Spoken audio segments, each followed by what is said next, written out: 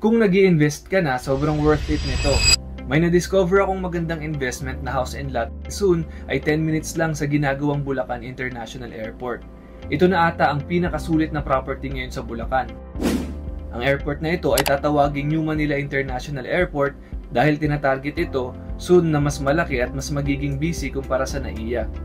Akala ko pricey dahil sa location pero nag-start lang ang presyo sa 2 million pesos, no hidden charges at pwede pang hulugan. May ready to occupy na 45,000 pesos DP lang, pwede mo nang malipatan. Kung hindi ka pa ready sa 45,000 pesos ay pwede rin itong installment.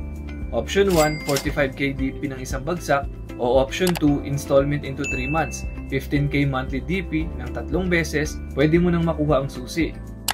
Nasa loob ng subdivision, may swimming pool, clubhouse, mga parks, basketball court, kompleto sa amenities. At ang pinaka-importante for me, gated, secured ang pamilya, at maayos ang mga kapitbahay. Bulacan na ang magiging main airport sa Pinas dahil target na mas malaki ito kumpara sa NAIA. Imagine kung makapag-invest ka dito as early as now, then after 3 to 5 years, kapag operational na ang Bulacan International Airport, ay baka doble o baka triple pa nga ang magiging presyo ng property mo. Guys, huwag niyong palampasin to.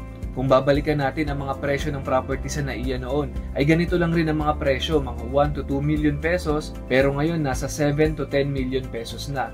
Yung iba pa nga nasa 20 million pataas pa. Ganito rin ang mangyayari sa mga property near Bulacan Airport, kaya mas maganda isa ka sa mauna. So kung interested ka, i-message mo ako habang may available pa. I am Chad from Vistaland.